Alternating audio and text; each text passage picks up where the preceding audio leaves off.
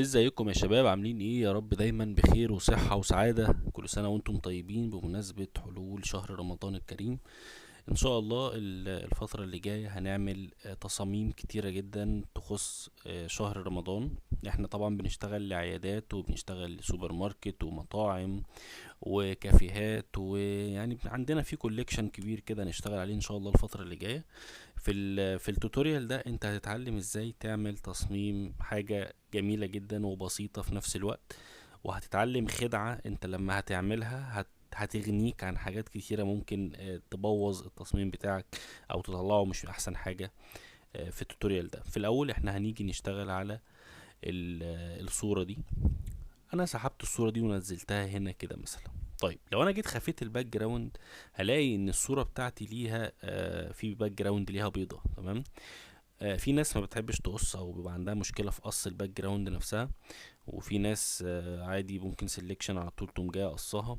احنا هنتكلم ان انت ازاي تتفادى موضوع القص ده لو انت من النوع اللي ما بيحبش او اللي ما بيعرفش يقص الصور ويمشي عليها بالظبط. طبعا احنا عملنا توتوريالز كتيرة بنعرف او بنعرف الناس ازاي انها تقص الشيب نفسه عليه بالظبط، بان انت تستخدم اي اداة من اداة السلكشن، سواء الماجيك واند او الكويك سلكشن تول، او انت بتمشي عليهم عن طريق البين تول وبتاخدها حاجة حاجة كده مع بعض وبتطلع معاك مظبوطة والشيب بيطلع مظبوط جدا. طيب في الاول احنا هنعمل حاجة جميلة جدا او هنعمل تأثير حلو على الصورة دي. كل اللي احنا هنعمله في الاول ايه؟ هنيجي نقف على الصورة دي من فوق كده ونجيب الهيو اند قصدي الكالر لوك اب، وبعد كده هنيجي هنا هندوس كده كليك وندوس كليك تاني وننزل بالماوس لتحت.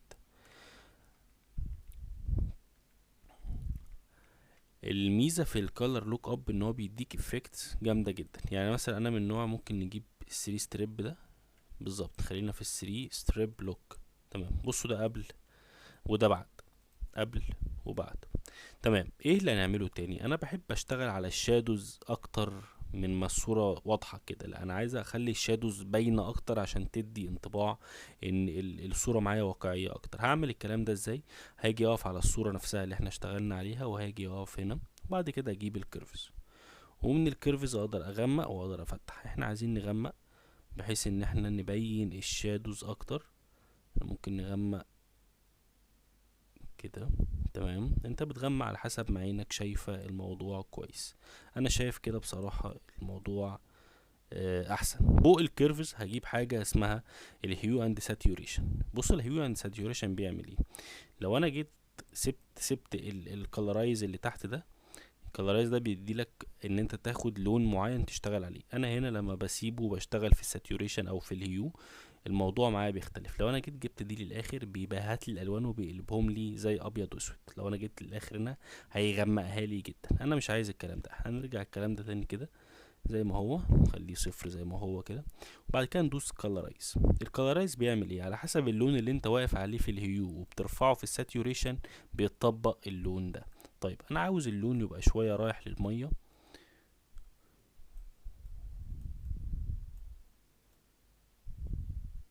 تمام.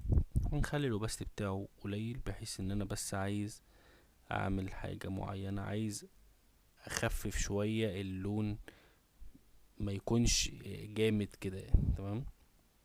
ممكن نزود شوية. حلو قوي الكلام ده.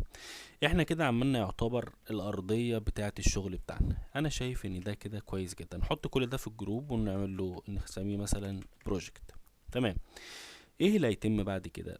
تعالوا نجرب مع بعض ان احنا ندي افكت مثلا جريدينت جاي من الشمال لليمين كده مثلا، لونه ابيض بحيث ان يديني زي افكت خفيف كده، ايه يدي لمسة كده ايه فنية من الشمال لليمين.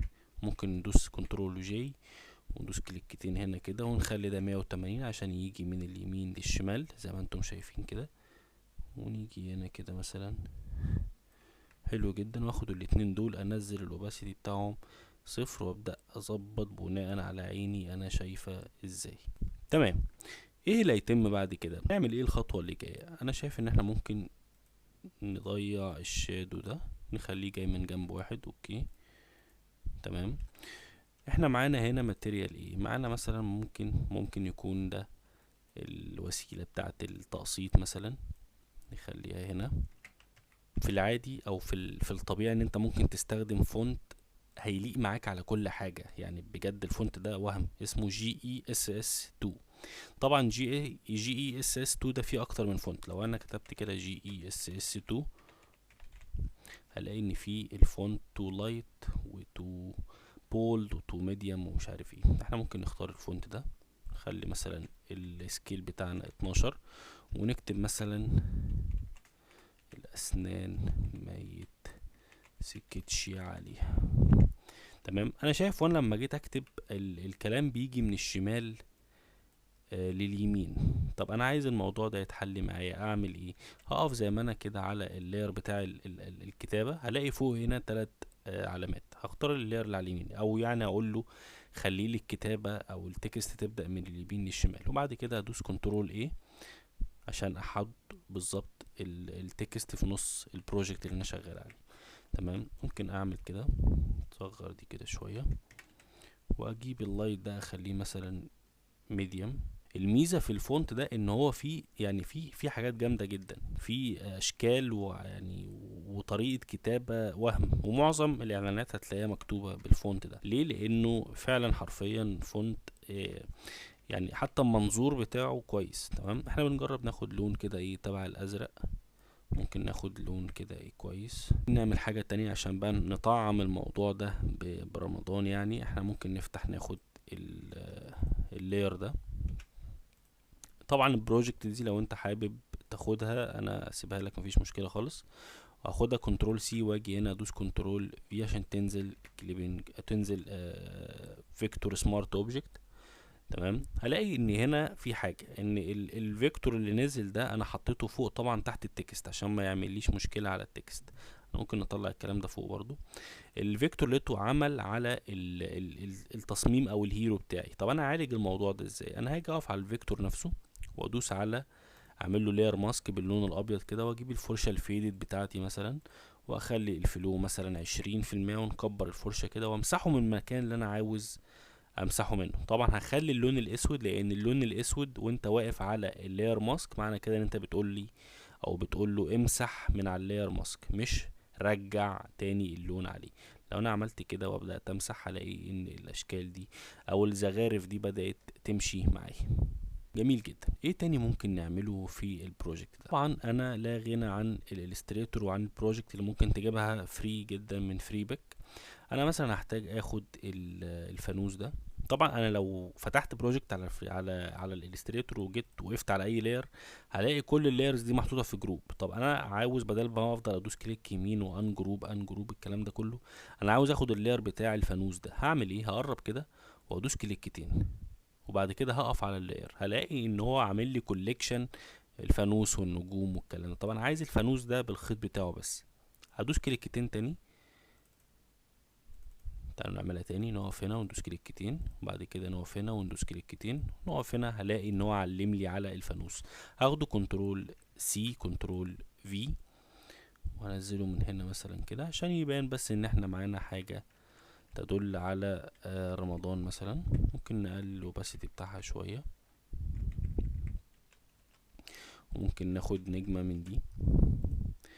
كل الطريقة اللي بنشتغل بيها طريقة عادية جدا وان شاء الله يعني هتكون سهلة بالنسبة لك وانت شغال. نخلي الاوباسيتي بتاعها 50 برضو.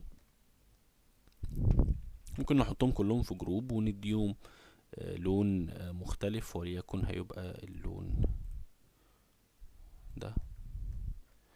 او ممكن ناخد لون من الورك سبيس او من البروجكت نفسه اللي احنا شغالين عليه.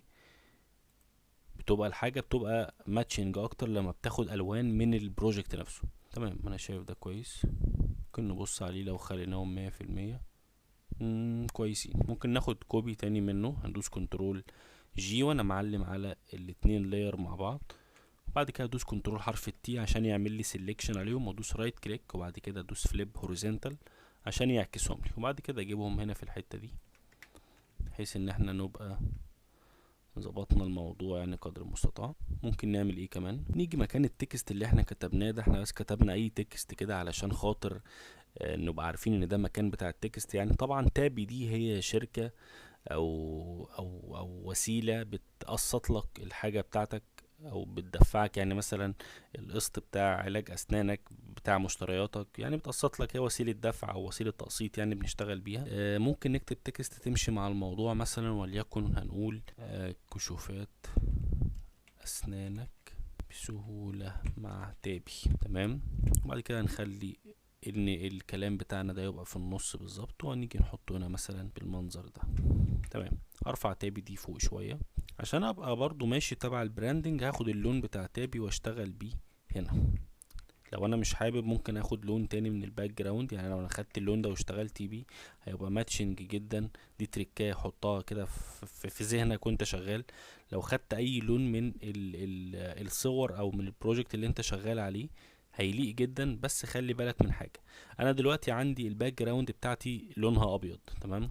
لو انا جيت خدت اللون الخفيف ده كده وعملته عليه مش هتبقى احسن حاجه ومش تبقى ظاهره بالقدر، لكن لو رجعته مثلا او اشتغلت باللون ده هتبقى جامد جدا. ممكن تعمل حاجه جميله جدا تاني، ممكن تحت التكست دي هعمل نيو لاير ونطلعه فوق هنا كده تحت كلمه تحت التكست بتاع التابي، وهدوس على الاداه بتاعه الريكتانجل ماركو تول، وهاجي تحت تابي مثلا اعمل سيلكشن كده بالمنظر ده، وادوس الت شيفت وانا واقف على اللون ده.